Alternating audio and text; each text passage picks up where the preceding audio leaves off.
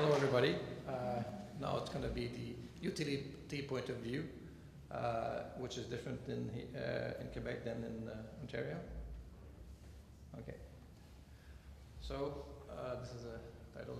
So for those who don't know exactly how Hydro-Quebec is, it's a fully owned by the government of Quebec company, which produces, distributes, and transports electrons to the Quebec community and exports part of it also. The actual power right now that's owned by Hydro-Quebec is just over 36 gigawatts. 98% of that is hydroelectric. We have more than 66 billion in assets, and it's one of the largest integrated electric utility in North America. From the R&D point of view, we have invested around $100 million per year in R&D, and our carbon footprint is quite low because of the fact that we use, and this is an evaluation for the whole cycle life, including the construction of the dams.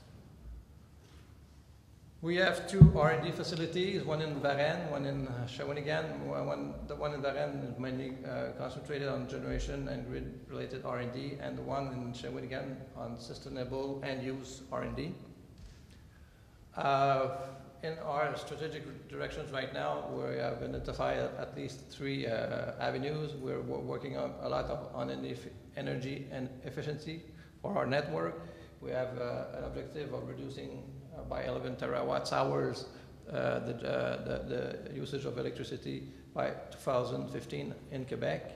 Also, we're involved in renewable energy from our base generation, and we are owner of the hydroelectric power plants and wind power, which we buy on contract. The objective is to have 4,000 megawatts, which is around 10% of our production right now. And also, we're looking into technology innovation, and there's a big push right now for the electric transportation, vehicle-to-grid things, and notions like that, and some demonstrations that are ongoing right now, from the materials to the fully electric cars. Why solar? This is actually solar was at Hydro-Quebec was very far down the road. Recently, we made some advances in reducing the road, and actually the management understand that it's maybe not that far. So first, the resource is better than the two biggest markets, Germany and Japan. We're comparable to Washington, which is the middle US, and still this industry has a 25 to 40% annual growth rate, so it's growing and growing fast. And maybe the one that puzzled most of the people that were listening is the fact that in 2010, for the first time, the market for PV as a whole in the world is larger than the wind industry itself. The wind industry made $60.5 billion last year, and the market size for PV is 21 billion. So it's a big industry. It's not something that it's fully commercial. It's highly subsidized, but still a big industry. And the thinking is now it's so big that it's very innovative, and also it's almost too big to fail. So we have this. You've seen many of these graphs. This one is an old one from the DOE, showing the evolution of system prices as a function of the years, and also the overall production of PRE. This is in the US. So, and the attainment of the grid parity in the 2015 to 2020 around-ish years. This is always extrapolation, so we're working on what we have right now. Just as an example, in 2002, we're talking about $1 a kilowatt hour. Right now, we're talking about 30 to 40 cents a kilowatt hour in large-scale plants. What's the future? We don't know. But certainly, we put solar on our radar right now, and we think it's an option for us at our rates. Is probably at the junction of 2020, or even before, depending on evolution of technology. The main challenges are, as was mentioned a lot of times before, is that we're competing with other generation sources in Quebec, mainly hydraulic, but also wind and natural gas. Those two are renewable, this one is not. So, but the one that's driving the prices right now is often natural gas. So there's one letter missing there.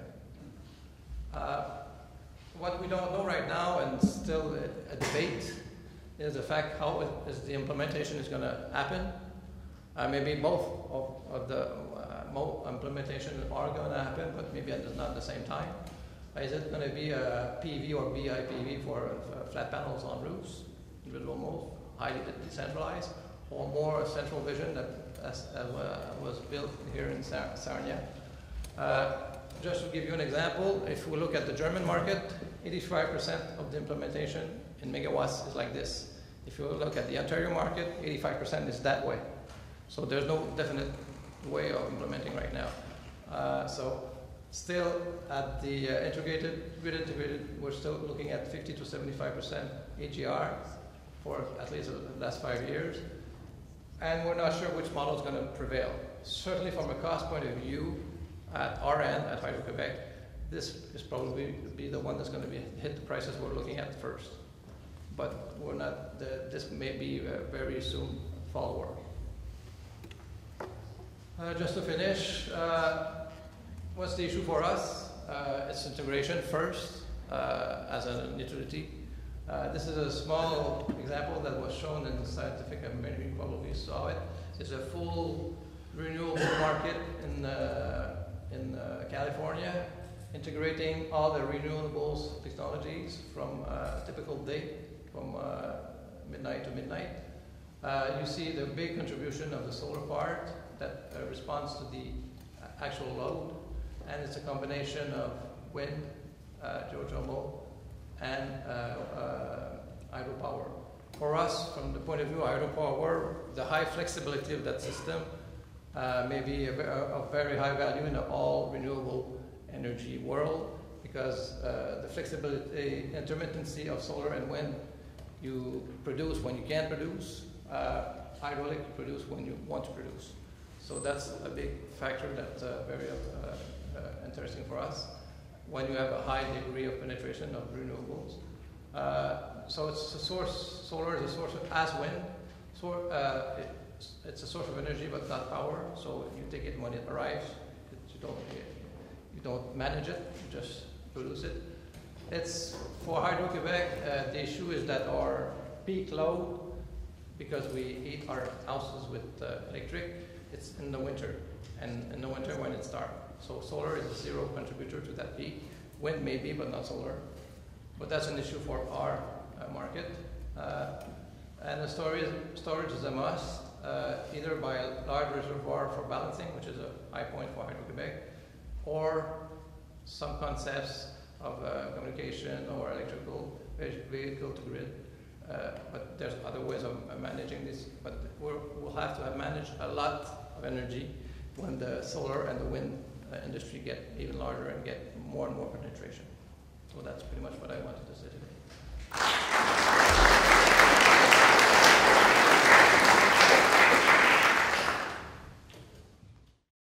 It relates to the fact that hydraulic resources, due to climate change, may just be reduced in the near future.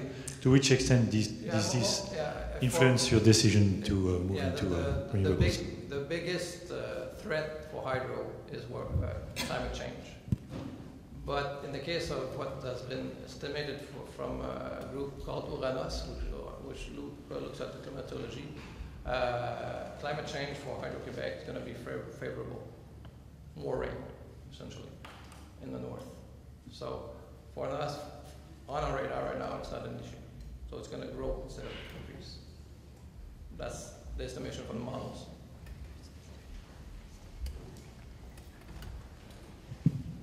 Thank you. Joan Haysom from University of Ottawa. You've touched on the subject of hydropower being something that you can turn on and use when you want. Can you educate me some more on how we can integrate the hydro resources with solar resources? Is it an easy thing to do, to turn the pump, the flow on and off to the turbine, or is there some engineering challenges that makes that difficult? When you have a large reservoir of energy, we actually do it right now. We follow our load mainly by controlling the number of turbines that are running. at a 30-second or something like that. So you have to have some prediction of when to cut them and everything. But overall, since we have a big system, all the changes are very moderately followed. So, and in 30 seconds, you can go a turbine from 0 power to full power just by opening the vanes. So it's very flexible in that sense. And you don't need to worry too much about the levels above the dam? The levels at the reservoir? Yeah, at the reservoir. Well, that's the whole managing part, is that you have to avoid the dropping the levels too low. So you kind of, it's all kind of a prediction. Right now, that's the way we're working with wind. Each morning, the guys that are owning the wind parks, the wind farms, actually give some estimate of how much they're going to produce that day. And we adapt our production at the other end, at the hydropower, to compensate, to always follow the load.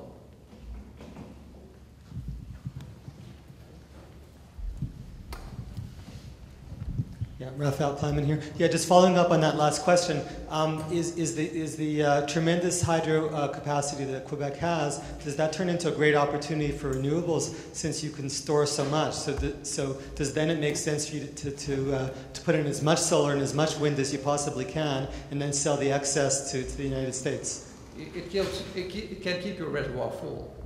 So you have the great advantage of hydro is the flexibility. So what the others two don't have, you have, and you actually can use some wind to just keep the water in your big water over the dam there. So it's an advantage mostly.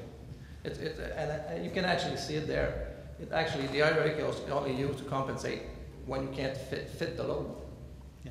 So just to follow up a bit more. So do you know how much renewables you could manage in Hydro-Quebec, because you have 98% hydro? There was from electrical transport consideration, there was a limit to 10%. I think we're looking into that more right now. The limit is higher. And we've seen demonstration in Europe. Yeah, there seem to be up to 30%. They're lying a bit because they say 100% renewable, but they're buying energy from other. Mm-hmm. So it's not full, but you can increase.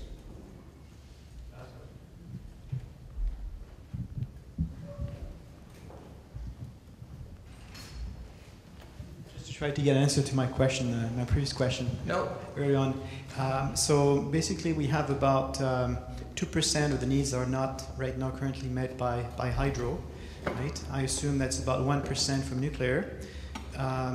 Would it be, again, has Hydro-Quebec looked into possibly a goal of at least 1% from solar energy? I mean, if we have 10% from wind in 2015, that seems to be fairly reasonable. Has there been plans for that? Yeah, hydro is operated like a private business. So it's always cost. If something comes out, like wind came out, because it was not hydro that asked for wind, it was the government that asked for wind, sorry. So at the level of pricing right now for the PV, we cannot say, okay, it's going to be something considered. But my understanding is that there are some times when you actually import electricity from Ontario or the US at much greater cost than PV. So, I don't know, am I wrong there? We're importing, yes. But it's also it's a question of cost. When it's cheap to buy, we stop producing and we buy from others. So PV is not, if you're looking at cost of PV, it's not there yet. So, okay, just to be very clear here, what you're saying is that the levelized cost of PV would be more than when you're paying for electricity from coal or let's say from other provinces, yeah, from Ontario or from the US. Yeah. Because you're paying less than 20 cents? Yeah, well actually much more, less than 20 cents. Actually, we often, because some of them are base load production, and it's kind of like a market. You actually buy and bid, and sometimes you actually pay nothing for the electricity. It's because they have to base load, they have to work. They can't close a nuclear plant with an on and off switch, so a month at least, or a big coal plant. So sometimes they produce and they have to, you can't store the electricity, so you have to sell it to somebody. And this happens a couple of times a year. Then we buy electricity for 0 cents a kilowatt hour. But it doesn't happen that often. But it's all a question of market. So we buy one, it's very low.